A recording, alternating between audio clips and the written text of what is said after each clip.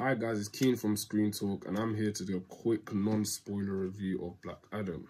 So don't worry about any spoilers. Obviously it's a non-spoiler review, so I'll keep it as brief as I can.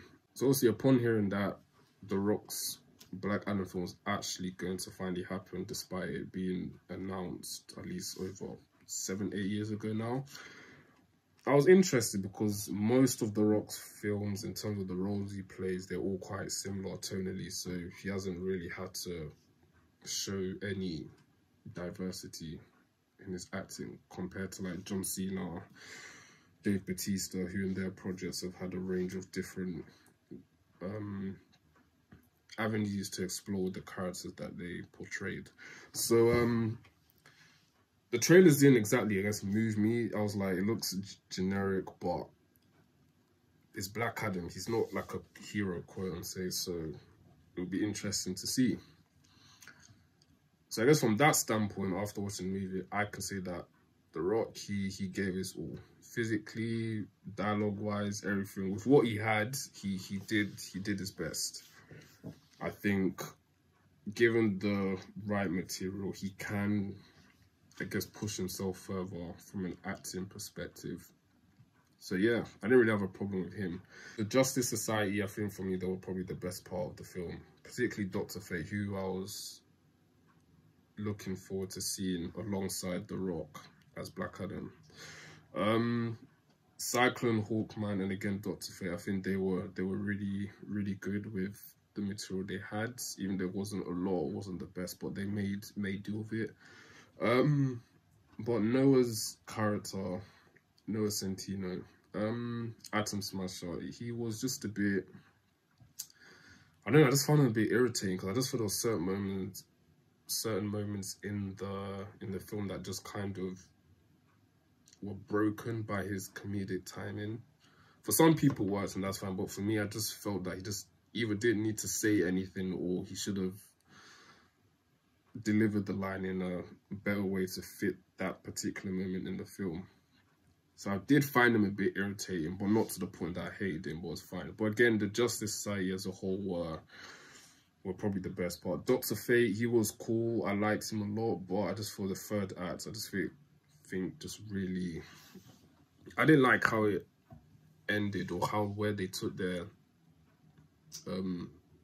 his character, and I wanted to see more of that, but hey ho. Side characters, the little kid and his mom, they were just, I just found them just pointless, personally. I know I'm probably being harsh, but I just feel like when it comes to superhero movies, if you're going to have humans or kind of like general kind of like public or kind of servants in a film, you need to add some, what's the word, like gravitas to it. You need to actually make the audience feel like, oh, we should care about them.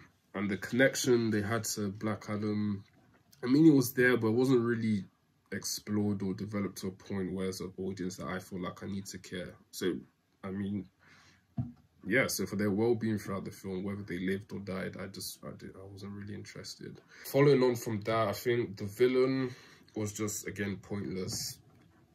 The film could have really done without him because, like, what was the point?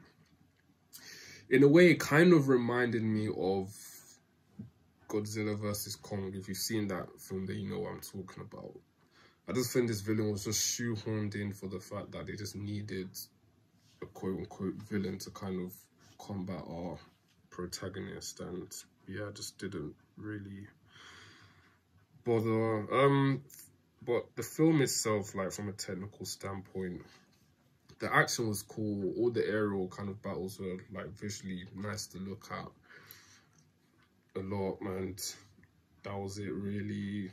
I think where the film really lacks, as in what kind of pulls everything down, was just the dialogue and the script. As in, it was just very subpar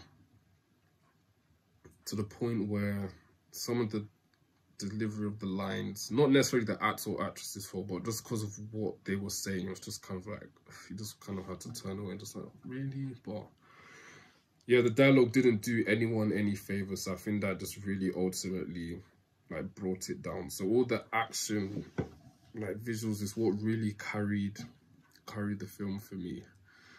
So overall for me, it was just really disappointing. And that's from someone, I didn't have any expectations going into it. So for me to even feel a bit disappointed or let down, was just kind of like, wow, this film was really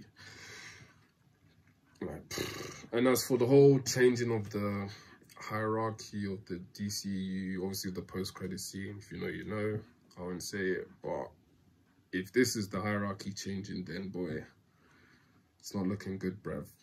Well, obviously, I'm not here to be Debbie Downer. I'm not here to put you off going to see the film. If you want to go and see the film, you can go and see the film. But that's just how I felt about it. So, yeah, overall, was okay.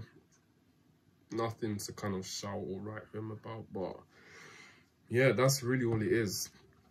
So, what do you guys think? If you've seen the movie, if you haven't, you can obviously leave your thoughts down in the comments. And don't forget to like, share, and subscribe. Go and follow us on all our other socials, YouTube, Insta, TikTok, Twitter as well. You can go and keep up with what we're doing over there. And yeah, don't forget to keep screen talking. And I'll see you guys very soon.